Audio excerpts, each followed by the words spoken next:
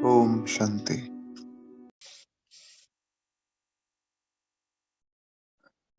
तो अभी सभी एकाग्र करेंगे बुद्धि को बाप दादा के स्वरूप पे। बाप दादा को सम्मुख महसूस करेंगे, बिल्कुल सामने है। जहन में उतार लेंगे इस अलौकिक मुहूर्त को।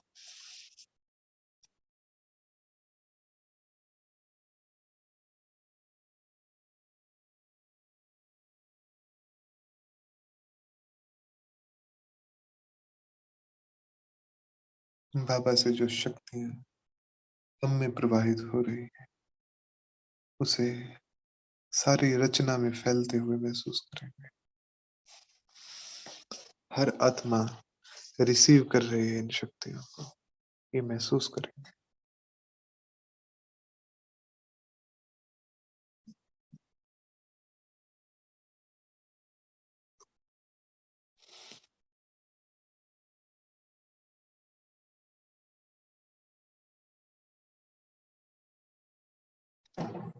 और ये शक्तियां यूं ही फैलती रहेंगी, यूं ही हर आत्मा को मिलती रहेंगी। और इसी महसूसता में 5 मार्च 2023 की 23 को चलने वाली 10 जनवरी 1994 की अव्यक्त वाणी का हम सार रूप में चिंतन करेंगे। तो इस अव्यक्त वाणी का टाइटल है एक पॉइंट शब्द को 3 रूपों से स्मृति व स्वरूप में लाना, यही सेफ्टी का साधन है। पॉइंट शब्द को, तो पॉइंट शब्द के बाबा ने 3 रूप बताए। लक्ष्य और लक्षण में अंतर क्यों हो जाता है, ये एक्सप्लेन किया। ना हो उसका डायरेक्शन दिया। माया के 3 सीजन कौन कौन से हैं जो वर्तमान समय चल रहे हैं, उसकी तरफ बाबा ने टेंशन दिलवाया। विशेष कमजोरी के स्वभाव संस्कार संबंध संपर्क में आना, क्या कारण है इसका, उस पे बाबा ने विस्तार किया। और विजय हमारा जन्म सिद्ध अधिकार है, इस निश्चय में हम सदा रहें, उस तरफ डायरेक्शन दिया। तो सबसे पहले लक्ष्य और लक्षण में अंतर। लक्ष्य कितना महान है, नंबर 1 है। योग की विधि भी एक है, बाप भी एक है। दिव्य गुण धारण करने में जो नंबर 1 एग्जाम्पल है ब्रह्मा बाप, वो भी एक है। सेवा का साधन भी एक है, सेवा की विधि भी एक है सबकी। पढ़ाई और पालना भी एक है, देने वाला भी एक है, और लक्ष्य भी एक है। तो जब सब एक है तो अंतर क्यों, लक्ष्य और लक्षण में नंबरवार क्यों हो जाते हैं, आगे पीछे क्यों होते हैं। तो इसका आधार बाबा ने एक शब्द बताया, पॉइंट। कि पॉइंट स्वरूप को अनुभव करना। संकल्प पॉइंट के 3 स्वरूप। पहला स्वरूप बिंदु रूप अनुभव करना, कि मैं आत्मा बिंदु। सबसे पहला पार्ट ये करना। फिर संकल्प बोल और कर्म, जो भी व्यर्थ है, जिसका जीवन में कोई अर्थ नहीं है, उसको पॉइंट करना, अर्थात उसको बिंदी लगाना। न व्यर्थ संकल्प, न व्यर्थ बोल, न व्यर्थ कर्म, उसको बिंदी लगाना। और तीसरा है ज्ञान और धारणा की जो अनेकों पॉइंट्स हैं, उनका मनन करके खुद के प्रति भी और साथी आत्माओं के प्रति भी, और सेवा के प्रति, साथी आत्माओं की सेवा के प्रति उस पॉइंट को यूज करना, उन पॉइंट्स को यूज करना। तो ये 3 पॉइंट के स्वरूप है। तो पहला, मैं आत्मा बिंदी, पॉइंट, पॉइंट ऑफ लाइट, ये स्मृति और स्मृति का एहसास।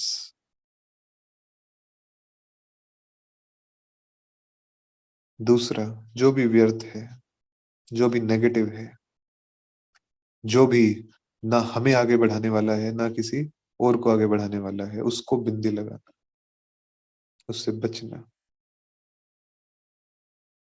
और तीसरा, ज्ञान और धारणा की पॉइंट्स का मनन। तो बाबा जो भी पॉइंट्स बताते हैं, ड्रामा की पॉइंट हो, साक्षीपन की पॉइंट हो, ऐश्वर्य बनने की पॉइंट हो, कर्मों की गुह्य गति की पॉइंट हो, ये चक्र कैसे फिरता है इसकी पॉइंट हो, कर्म फिलोसफी की पॉइंट हो, तो इन पॉइंट्स को सुनना और जाने लेना, वो नहीं। किसी भी धारणा की पॉइंट हो, कम बोलना है, धीरे बोलना है, मीठा बोलना है, हमेशा नम्र चित रहना है, हमेशा सभी को सहयोग देना है। तो जो भी ज्ञान की और धारणा की पॉइंट्स हैं, इन्हें समय पे, जब समय पे जरूरत हो उस समय पे स्मृति में लाना, और खुद के प्रति भी और साथी आत्माओं की सेवा के प्रति भी इन्हें इस्तेमाल करना। तो ये तीसरा स्वरूप। तो बाबा ने कहा कि पॉइंट को समय पर स्मृति में स्वरूप में लाने में अंतर पड़ जाता है। अंतर यहाँ पे आता है कि या तो पॉइंट स्मृति में नहीं आती, और अगर स्मृति में आती है तो स्वरूप नहीं बन पाते उसका। सुनी तो है पॉइंट, लेकिन स्वरूप नहीं बन पाते उसका। तो बाबा बच्चों को देखते रहते हैं कि स्मृति में तो होशियार हैं, याद रहता है कि अच्छा ये गलत है, ऐसा नहीं होना चाहिए, ये रॉन्ग है, इन्होंने ये ठीक नहीं किया। वो नॉलेज भी रहती है। तो नॉलेज क्या है? नॉलेज लाइट है और नॉलेज माइट है। तो जहां पे लाइट भी है और माइट भी है, तो वहां पे ये शब्द नहीं चलेगा कि ऐसा होना चाहिए, कि ये मेरे साथ गलत हुआ या मेरे साथ सही नहीं किया गया, ये शब्द तो नहीं होना चाहिए। तो बनना तो है। अब किसी भी परिस्थिति में बाबा ने कोई ना कोई ज्ञान की पॉइंट उस परिस्थिति के बारे में कही ही होती है, हमें मिली ही होती है बाबा से।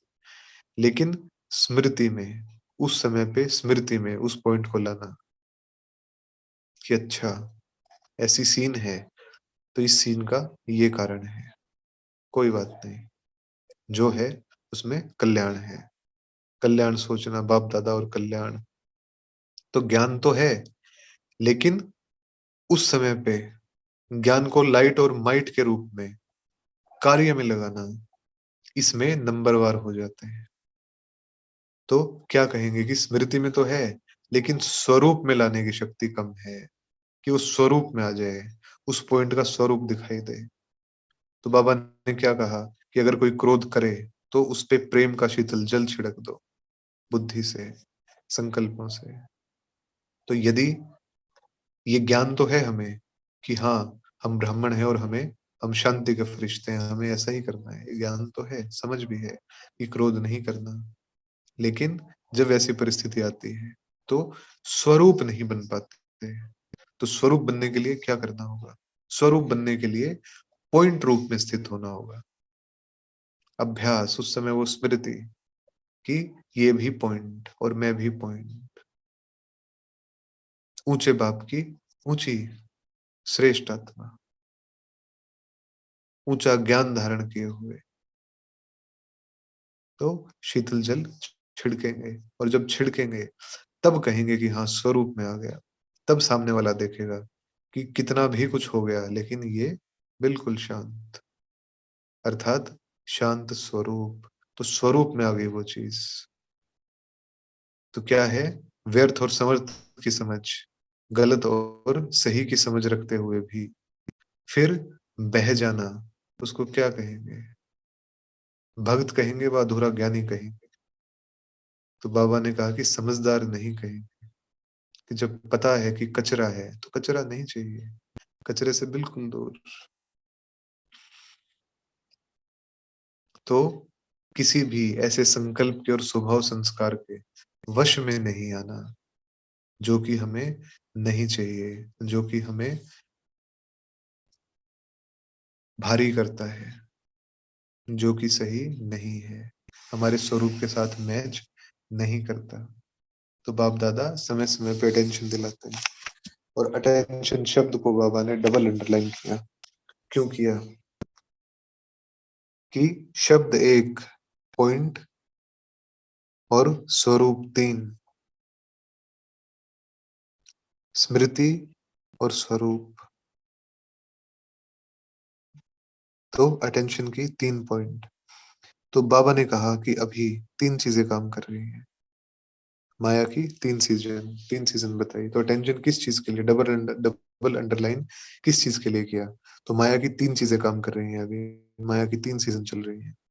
तो जैसे किसी भी सीजन में हम अपना इंतजाम करते हैं कि गर्मी की सीजन है, तो वैसे ही वस्त्र हम निकालते हैं, कूलर लगाते हैं, एसी की व्यवस्था करते हैं कि गर्मी ना लगे। जब सर्दी का मौसम आता है तो सब साफ करके रख देते हैं, सर्दी के कपड़े निकलते हैं।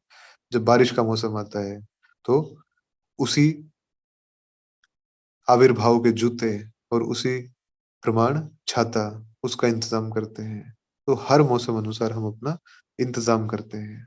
तो ऐसे ही इस अटेंशन का तात्पर्य इस इंतजाम से है कि माया की सीजन जो चल रही है इसमें हम अपना अपना इंतजाम करें। तो सीजन बाबा बता रहे हैं कौन कौन सी है। तो पहली सीजन है प्रकृति की तमोगुणी शक्ति। तो प्रकृति को तमोगुणी बनाया किसने? प्रकृति की तमोगुणी शक्ति, अर्थात जितनी भी तमो प्रधानता प्रकृति में फैली हुई है, वायुमंडल के रूप में वो अपना प्रभाव हर जगह पे डाल रही है। बाबा के घर में भी डाल रही है, ऐसा नहीं है कि ये बचा हुआ है। बाबा के घर में भी डालती है, लेकिन शक्तियों से रोका जाता है, शक्तियों से सामना किया जाता है। तो प्रकृति की तमोगुणी शक्ति, लेकिन अगर हम सोचे तो प्रकृति की शक्ति अपनी होती ही नहीं, क्योंकि प्रकृति तो रचना है और हम रचयिता है, हम मास्टर रचयिता है। तो हमारे ही अनेकों आत्माओं के नकारात्मक संकल्पों की देन है ये प्रकृति की तमोगुणी शक्ति, क्योंकि आत्माएं तमो प्रधान है। उनके संकल्प, उनके बोल, उनके कर्म सब तमो प्रधान है। इसलिए जीवन की महसूसताएं भी तमो प्रधान है, दिव्यता महसूस ही नहीं होती। तो प्रकृति की तमोगुणी शक्ति अपनी नहीं है, वो तो हम आत्माओं से ही गई है, और इसको ठीक भी हम आत्माएं ही कर सकते हैं। तो दूसरी, माया की सूक्ष्म रॉयल समझदारी की शक्ति। माया की सूक्ष्म रॉयल समझदारी अर्थात कि जिसका रूप ऐसा है कि वो लगती है कि हाँ ऐसा ही तो चल रहा है, ऐसा ही तो हम देखते आए हैं, और ऐसा ही तो होता आया है। तो कोई बात नहीं, ठीक है, करना चाहिए ऐसा, ये कायदे भी जरूरी है, ऐसा ही होना चाहिए। रॉयल समझदारी अर्थात जो चीज ठीक नहीं है, ना एनर्जी के लेवल पे ठीक है, ना ज्ञान के लेवल पे ठीक है, लेकिन उस चीज को माया के प्रभाव में, अर्थात किसी ना किसी इच्छा के, किसी ना किसी अंदर दबी हुई कामना के प्रभाव में उस चीज को ना पहचान पाना। तो बाबा ने कहा कि प्रकृति के विकराल रूप को जानते हो और उसको जानना सहज भी है, लेकिन विकराल रूप में जब विकराल हलचल आए, चाहे इस शरीर रूपी प्रकृति में आए, चाहे बाहर स्थूल प्रकृति में आए, तो उस हलचल में अचल रहना, इसमें और अटेंशन चाहिए, इसमें अटेंशन की कमी है। हलचल में आ जाते हैं, तो चाहे ये प्रकृति हो हद की, चाहे ये बेहद की प्रकृति हो, किसी का भी कैसा भी विकराल रूप हो, लेकिन हमेशा अचल, कोई फर्क नहीं पड़ता। क्यों? क्योंकि ये रचना है और हम मास्टर रचयिता है, कभी भी बिल्कुल भी नहीं। तो बाबा ने कहा कि ऐसा रूप माया रखती है, ऐसा रॉयल रूप रखती है कि रोंग को भी राइट कहने लगते हैं। जो रोंग है, लेकिन बुद्धि ऐसी परिवर्तन हो जाती है कि महसूसता की शक्ति गायब हो जाती है। बिल्कुल रियल क्या है, रियल चीज समझने नहीं देती, तो होगा बिल्कुल रोंग, लेकिन कहेंगे राइट, सिद्ध करेंगे उसको। और ऐसा करते करते माया के सुप्रीम कोर्ट के वकील बन जाते हैं। माया का भी सुप्रीम कोर्ट है, जिसमें झूठ को सच सिद्ध, जिसमें सच को झूठ सिद्ध किया जाता है। तो बाबा ने कहा कि जैसे वकील होते हैं, तो कोई भी इस बात को अदरवाइज ना ले, बाबा ने उस भाव में नहीं कहा कि सच को सच सिद्ध करने में भी होशियार होते हैं, लेकिन कई वकील होते हैं जो झूठ को भी सच सिद्ध करने में होशियार होते हैं, दोनों में होशियार होते हैं। इसलिए बाबा अटेंशन को डबल अंडरलाइन कराते हैं कि महसूसता की शक्ति को परिवर्तन कर देती है ये सूक्ष्म रूप की माया। तो इससे सदा खुद को सेफ रखो, क्योंकि माया का ये स्वरूप विशेष इस समय अपना कार्य कर रहा है, तो केयरफुल रहेंगे। तो ये स्वरूप कैसे कार्य करता है? ये स्वरूप ऐसे कार्य करता है कि किसी भी जगह पे, किसी भी उसमें, हम अब सेंटर्स की बात कर रहे हैं, लेकिन कोई भी अदरवाइज ना ले इस बात को। सेंटर्स की या सेवा केंद्रों की या जो माहौल आज बना हुआ है आज के समय में, कि हमें कुछ भी कार्य करना है और उस कार्य के लिए एक तय विधि चलती आई है, जो दादियों के समय से चलती आई है। उस तय विधि के अनुसार हम चले, लेकिन उस तय विधि में केवल सेवा होगी, बाकी कुछ भी नहीं होगा। लेकिन हमारे मन में है कोई इच्छाएं, हमारे मन में कुछ दूसरे प्रकार के भाव भी हैं कि ऐसा भी हो जाए, थोड़ा बहुत जमा हो जाए, थोड़ा बहुत अकाउंट में चला जाए, थोड़ा बहुत और कुछ हो जाए। इसके साथ साथ ये भी छोटे मोटे काम करा सकते हैं, वो भी करा सकते हैं। तो उसमें क्या होगा? कर्म बिल्कुल ठीक है, जो हम करने जा रहे हैं वो सेवा अर्थ है, बिल्कुल ठीक है। और ये हम सभी पे भी लागू होता है, केवल सेवा केंद्रों की बात नहीं है, हमारे घर भी सेवा केंद्र हैं। हम भी जो कोई भी कर्म करने के लिए चलते हैं और उसके पीछे का भाव बिल्कुल साफ और शुद्ध नहीं है, तो ये सूक्ष्म रूप की माया है।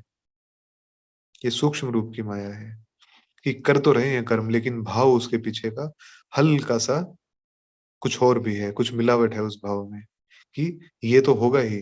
फिर जस्टिफाई कैसे करते हैं कि बाबा की सेवा में ही तो सफल हो रहा है। सफल तो हो रहा है, बिल्कुल हो रहा है, लेकिन हमारे मन में जो वो कामना हल्की सी छोटी सी बिंदु जैसी बैठी हुई है, साथ में ये भी हो जाए, साथ में वो भी हो जाए, तो उसको जस्टिफाई कैसे किया जाता है कि बाबा का सेवा केंद्र बढ़े तो काम किसके आएगा? आप सभी के ही तो आएगा। और हम भी जब घरों में कोई भी काम करते हैं, चाहे किसी के साथ भी संबंध संपर्क में आते हैं, और वहां पे भाव हमारा थोड़ा सा ऊपर नीचे है, लेकिन हम क्या कहते हैं कि संसार है, करना ही पड़ता है, अगर ऐसा नहीं करेंगे तो क्या होगा? थोड़ा बहुत तो चलता है, नहीं करेंगे तो दुनिया जीने ही नहीं देगी, कहते हैं ऐसा। पूरे सच्चे और साफ भाव से नहीं कर पाते। तो ये सूक्ष्म रूप की माया है, ये धीरे धीरे कमजोर करती चली जाती है, धीरे धीरे आत्मिक बल पे प्रभाव डालती है। ज्ञान में आने के बाद साधनों का ज्यादा उपयोग करना, तो क्या कहते हैं? अरे बाबा का ही तो है सब कुछ। हम क्या करते हैं? बाबा का ही तो है सब कुछ। बिल्कुल है, बाबा का है, उसमें कोई दिक्कत नहीं है। लेकिन एक योगी, एक तपस्वी जितना ज्यादा साधनों का उपयोग करेगा, जितनी ज्यादा सुख सुविधाएं उसके जीवन में होंगी, उतना ही साधनाओं में बल नहीं होगा, उतना ही साधनाएं उस तेजस्विता के साथ चमकेंगी नहीं, दिखाई नहीं देंगी। क्योंकि कहीं ना कहीं उपयोग की बजाय उपभोग की वृत्ति बनती जा रही है, कि भोगना है, सुख भोगना है, वो नहीं। इंद्रियों का सुख नहीं चाहिए, इंद्रियों से परे का चाहिए। तो इसलिए इन सारे सूक्ष्म रूपों की माया को मन बुद्धि पे जो ये छाया छाती है, इसकी सबसे पहली चेकिंग बाबा ने क्या बताई कि अगर ऐसा होगा तो क्या होगा? तो मन में नेगेटिव भाव और भावना पैदा करेगी। अगर हम किसी भी सूक्ष्म माया के प्रभाव में हैं, तो मन में नेगेटिव भाव और भावना पैदा होगी। तो हम अपने मन को निरंतर चेक करें कि हर एक के प्रति शुभ भावना, हर एक के प्रति बिल्कुल निर्मलता, हर एक के प्रति कल्याण का भाव वो रहे। क्योंकि माया के प्रभाव में क्या होता है? माया के प्रभाव में मिलावट होती है। उस मिलावट को हम चेक करें कि मिलावट ना हो कहीं भी, ना बुद्धि के दृश्यों में मिलावट हो, ना ही मन के भावों में मिलावट हो। तो अगर मिलावट नहीं है तो हम सेफ हैं। और मिलावट कब नहीं होगी? जब खुद भी पॉइंट रूप में रहेंगे, सामने वाले जो भी हैं, साथी हैं, कोई भी है, सभी को पॉइंट रूप में देखेंगे। हम भी एक और हमारा भी एक, जब इस भाव में स्थित रहेंगे, तब वो मिलावट नहीं हो सकेगी। तब चाहे माया कितनी भी सूक्ष्म रूप धारण कर ले, मिलावट नहीं कर सकती। उल्टा मुंह की खा के, हार खा के, सलाम करके जाएगी, सर्टिफिकेट दे के जाएगी। बिल्कुल भाई साहब, आप ही बनोगे आत्मा, भाई आप ही बनोगे, आप ही करोगे राज्य, आपने पहचान लिया हमें और हमारा इलाज कर दिया, आप ही बनोगे, आपको ही बनना चाहिए।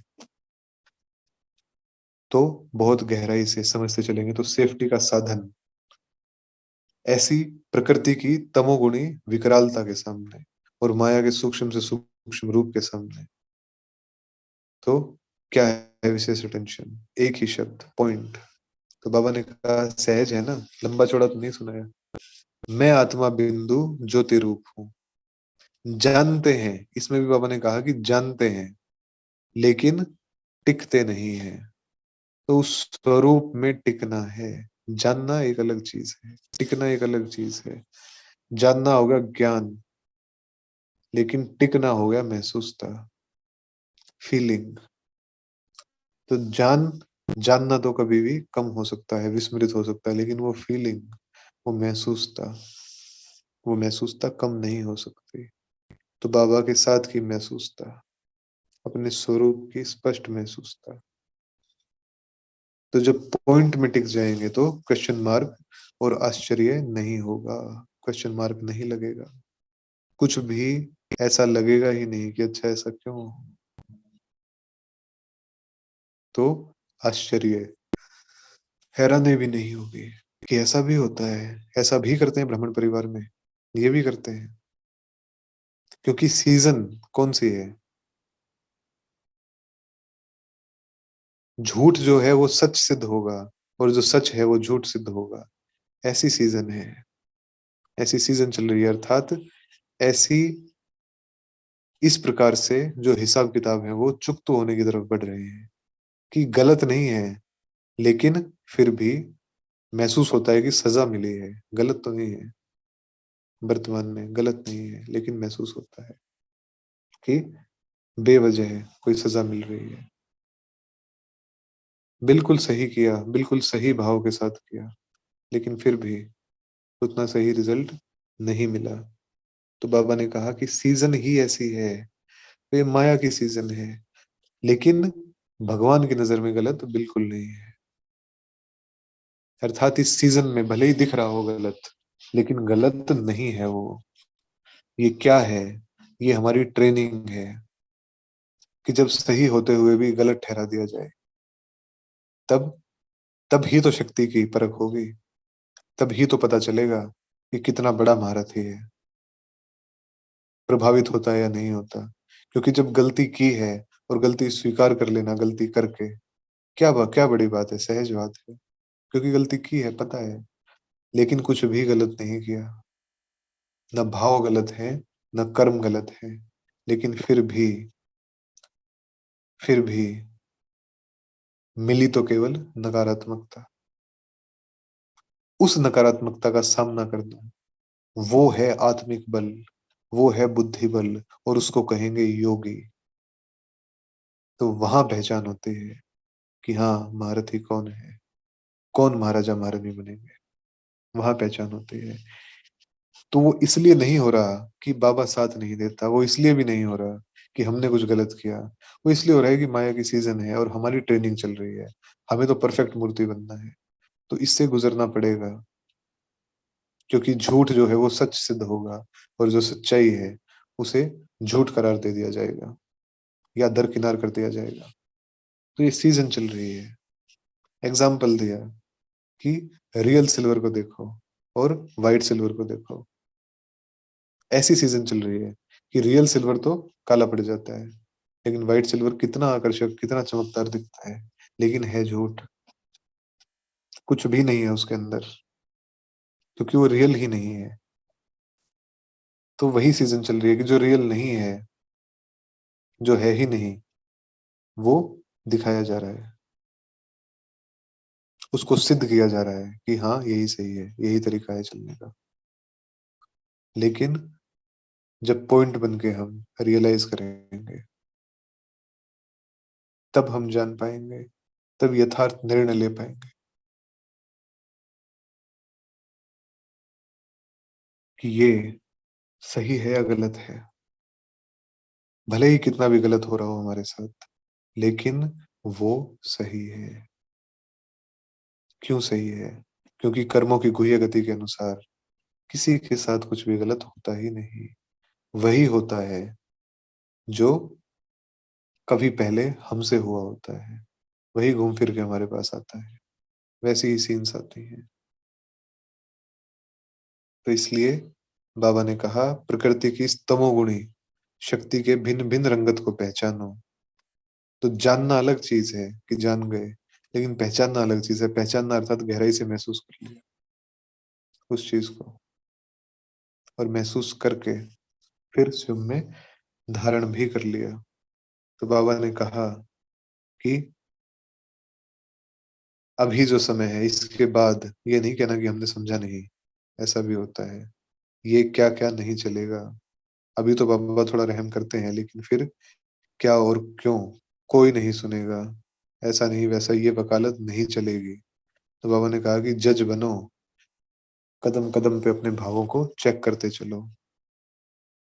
तो जो भी बाप बच्चे आगे करते हैं, सुनाते हैं, तो बाबा देख देख हर्षित होते हैं, क्योंकि खेल है। तो बाबा ने सबसे पूछा कि समझा सभी ने? सभी ने हाँ हाँ किया। तो बाबा ने कहा, फोटो निकालो इनका सबका। तो दूसरी सीजन हो गई माया की सूक्ष्म सूक्ष्म रूप माया के।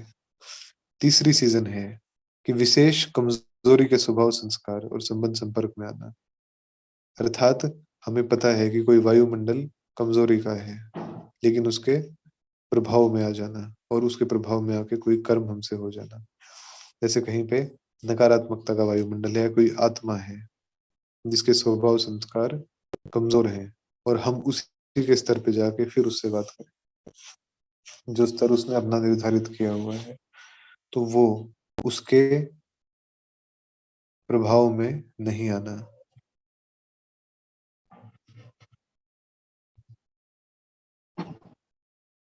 फिर बाबा ने शक्ति सेना को संबोधित करते हुए निमित्तपन की याद दिलाई कि बाबा तो सदा साथ है और साथ रहेंगे। श्रेष्ठ भुजाएं हो बाबा की।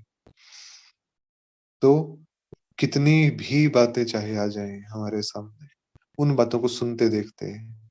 हमेशा हमेशा खेल समझ के चलना है, कि खेल लगता है ना, तो खेल खेल में विजयी बन सभी को मायाजीत विजयी बनाना है। खेल है ये बातें नहीं है। इधर इधर ये हो गया, उधर वो हो गया, उसने ये कर दिया, उसने वो कर दिया। खेल है ये सब।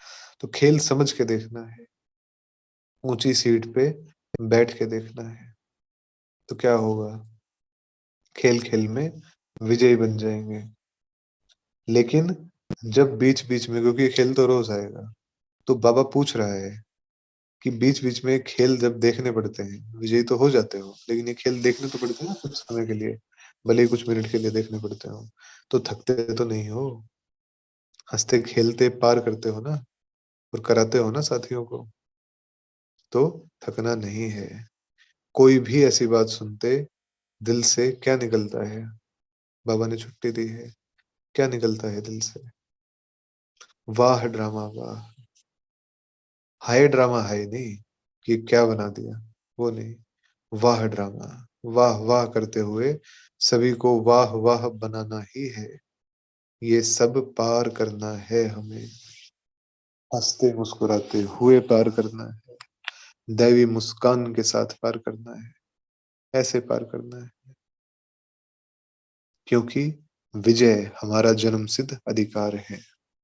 तो इस अपने विजय स्वरूप में निश्चय, निश्चय अर्थात समझना है इसको। विजय क्यों? क्योंकि सर्वशक्तिवान साथ है, इसलिए विजय। क्योंकि हमारी भावनाएं बिल्कुल शुद्ध हैं, सच्ची साफ हैं, बाबा के लिए भी और साथ ही आत्माओं के लिए भी, इसलिए शुद्ध है, इसलिए विजय है। और जब विजय का नशा रहेगा, तो स्थिति स्वतः ही निर्विघ्न रहेगी।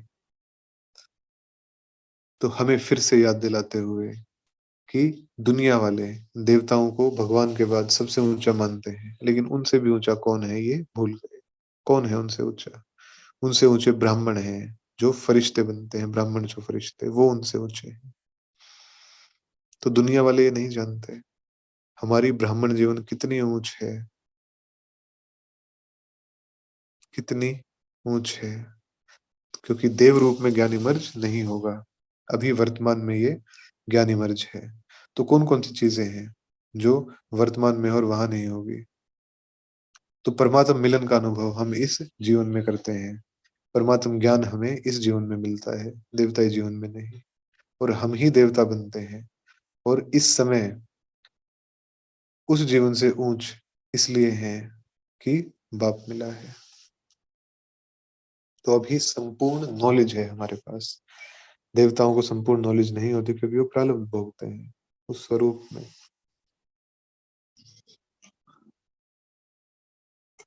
तो इतनी ऊंचाई का, ऊंचे थे ऊंचे बाप की आत्माएं, हम भी ऊंची और श्रेष्ठ। बाबा पूछते हैं, ये अनुभव करते हो कि ऊंची और श्रेष्ठ हो? तो कभी भी खुद को ऐसा नहीं समझना कि हम तो ठीक है लेकिन बाबा बहुत बड़ा है। बाबा हमें भी अपने जितना ही बड़ा बनाता है। बाबा को अच्छा नहीं लगता कि हम कहें कि नहीं बाबा आप तो हो, हम नहीं है। बाबा कहता है कि बाप तो है ही लेकिन तुम भी हो। जैसे बाबा ऊंचा है ऐसे ही हम भी ऊंचे और श्रेष्ठ हैं। तो ये अविनाशी नशा क्यों उतरता है? अभी अभी है और अभी अभी नहीं है, ऐसा क्यों? नहीं उतरना चाहिए क्योंकि बाप भी अविनाशी मिला है। जो उसने ज्ञान दिया है वो ज्ञान भी अविनाशी मिला है। और जो स्मृति दिलाते हैं किसी भी छोटी से छोटी चीज की और सारे ब्रह्मांड की जो स्मृति दिलाते हैं वह स्मृति भी अविनाशी है। तो कभी कभी का कुछ नहीं है, तो कभी कभी याद नहीं, हमेशा याद। तो मजा तो तब आएगा जब सदा रहेगा। कभी रहा तो कभी नहीं रहा। जैसे सांस, अगर 1 घंटा आए और 1 घंटा ना आए तो क्या हालत होगी? तो बाबा ने श्वास से जोड़ा। बाबा ने इस अविनाशी नशे को श्वास से जोड़ा कि श्वास अगर कुछ समय के लिए और कुछ समय के लिए ना आए तो उसे जीवन कहेंगे? उससे अच्छा तो क्या कहेंगे कि चले ही जाए तो ही अच्छा है, ऐसे तड़पने से अच्छा। तो सेकंड भी श्वास नहीं रुकती। तो ब्राह्मण जीवन में इतने निरंतर मजे में है तो मूंझना नहीं है। माताएं जो हैं वो मजे में रहती हैं, शक्तियां हैं, साधारण नहीं है। तो बाबा ने कहा, पूछा कि घर में जाती हो तो साधारण माताएं बन जाती हो, ऐसा है? ऐसा बिल्कुल नहीं है बाबा, ऐसा बिल्कुल नहीं है। तो इसमें सहज ही हमें याद रखना है कि हम शक्तियां हैं। कौन? सर्वोच्च शक्ति। हम शिव शक्तियां हैं, साधारण नहीं है और हद के भी नहीं है। क्या है? बेहद के विश्व कल्याणकारी, सारे विश्व का कल्याण करने वाले हैं। असुर संहारिणी है, असुरों का संहार करने वाली है। आसुरी संस्कारों का, आसुरी वृत्तियों का, आसुरी कृतियों का। तो सभी शक्तियां क्या हुई? बहादुर। क्या हुई? बहादुर। और पांडव क्या हुए? विजयी। तो हम आत्मिक रूप में लेते हैं इसको कि हम शक्तियां भी हैं और हम विजयी भी हैं। तो अब विजय प्राप्त करने का समय है। विजय के समय में यदि विजय नहीं हुई तो फिर कब होगी? तो जन्म सिद्ध अधिकार है विजय, सर्वत्र विजय जन्म सिद्ध अधिकार है। तो जब जन्म सिद्ध अधिकार है तो बाबा ने कहा कि अधिकार तो धरा पे कोई छोड़ता ही नहीं, वो तो कह के भी लेते हैं। तो हमें विजय का जन्म सिद्ध अधिकार नहीं छोड़ना, इस अधिकार का नशा और खुशी रहनी चाहिए कि हम विजयी हैं। प्राइम मिनिस्टर कभी नहीं भूलता खाते पीते सोते उठते बैठते कि वो प्राइम मिनिस्टर नहीं है, उसे याद नहीं करना पड़ता, लेकिन हम हैं। तो अधिकार चाहे जैसा भी हो, लड़ाई झगड़ा करके भी अधिकार लेते हैं, कहा सुनी के बाद भी अधिकार लेते हैं।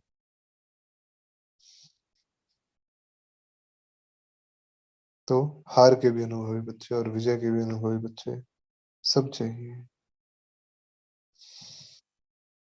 तो विजय प्राप्त करने से क्या हुआ और हार खाने से क्या हुआ? तो हार खाने से मुंगुत्सा डाउन हो गया, नेगेटिविटी आ गई, और विजय प्राप्त करने से नया उमंग आ गया, नई ऊर्जा फैल गई कोशिकाओं में, नई ऊर्जा फैल गई ब्रह्मांड में, क्योंकि अविनाशी बाप और अविनाशी प्राप्ति के अधिकारी हम आत्माएं हैं। सब कुछ अविनाशी, बाप भी, ज्ञान भी, सब कुछ अविनाशी। तो कभी कभी का निश्चय नहीं चाहिए, क्योंकि विजय अर्थात निश्चय बुद्धि अर्थात संपूर्ण समझ रखने वाली बुद्धि। तो कभी कभी की नहीं चाहिए, हमेशा की चाहिए, अविनाशी चाहिए, पल पल की प्राप्ति चाहिए। तो अभी बाबा ने कहा कि पश्चाताप का जब समय होगा तो उसमें प्राप्ति नहीं होगी, इसलिए अब प्राप्ति करनी है। तो विजय के अधिकारी आत्माएं हैं हम। विजय का अधिकार स्मृति में हमेशा गहराई से उतर के रहते हैं। तो बाबा ने कहा कि अब ऐसी कमाल करके दिखाओ कि हर स्थान, और ये सेंटर्स के लिए नहीं है केवल, हमारे सेवा केंद्रों के लिए भी है, जो हमारे घर रूपी सेवा केंद्र है उनके लिए भी है, कि हर स्थान निर्विघ्न हो और निर्विघ्न बनाए सभी को। खुद तो हो ही, लेकिन बनाए। लेकिन मना क्यों नहीं पाते, बातों में क्यों आ जाते हैं? क्योंकि निश्चय में परसेंटेज है, अर्थात समझने में परसेंटेज है, इसलिए आ जाते हैं। तो सभी को विघ्नों से बचाते हुए स्वयं भी विजयी बनेंगे और उनको भी विजयी बनाएंगे। तो बाबा ने कहा कि ऐसा समाचार आना चाहिए, कहाँ से कोई भी विघ्न का समाचार ना आए। ऐसा नहीं कहना कि हम तो ठीक हैं, ये करते हैं, हम क्या करें। 3 मास विजयी रह करके दिखाओ, 3 मास में ही पता पड़ जाएगा। 3 मास विजयी रह के दिखाना है बाबा को, 3 मास में ही पता पड़ जाएगा। ठीक है जी, ओम शांति। तो सार रूप में एक बार फिर से लेते हैं। लक्ष्य और लक्षण एक, अटेंशन माया की 3 सीजन, जिनका की सेफ्टी का साधन है पॉइंट, कि मैं आत्मा पॉइंट, बिल्कुल सामने भी पॉइंट। तो ना नेगेटिव भाव उत्पन्न होने देना, ना ही भावना रखनी, आने देनी किसी के भी प्रति नेगेटिव, कोई भी नहीं। कोई भी कर्म करते समय सच्चे दिल, साफ दिल, निष्काम भाव, उसमें कोई अपना मिलावट का भाव ना समाया हो, किसी भी प्रकार की चाहना का वो न समाया हो। और विजय हमारा जन्म सिद्ध अधिकार है, तो इसके अविनाशी नशे में रहेंगे, क्योंकि बाप भी अविनाशी, ज्ञान भी अविनाशी, और सर्व प्राप्तियों का अधिकार भी अविनाशी। तो हमेशा हमेशा ये याद रहे कि हम शक्तियां हैं, हद के नहीं हैं, बेहद के विश्व कल्याणकारी है, बेहद के विश्व कल्याणकारी। ओम शांति। अभी एकाग्र होकर बाप दादा का हाथ सर पे महसूस करेंगे और वरदान लेंगे बाबा से।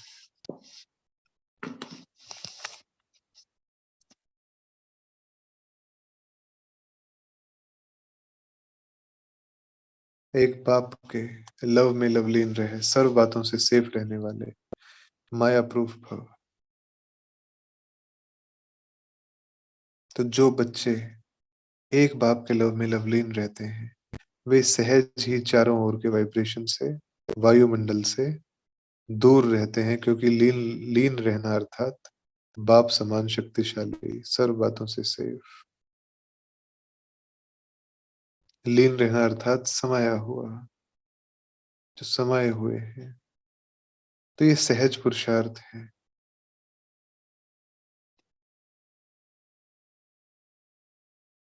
तो वह वो पुरुषार्थी नहीं जो मन अंदर से खाता है और बाहर से अपनी महिमा के गीत गाता है, वो पुरुषार्थी नहीं। सहज पुरुषार्थ, बाप की याद और साथ की खुशी, सहज पुरुषार्थ।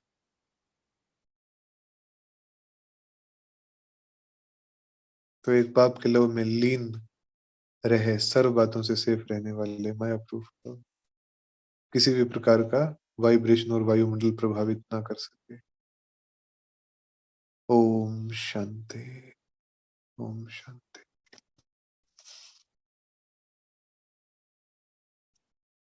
बहुत बहुत शुक्रिया आप सभी का। बाबा का भी बहुत शुक्रिया। ओम शांति।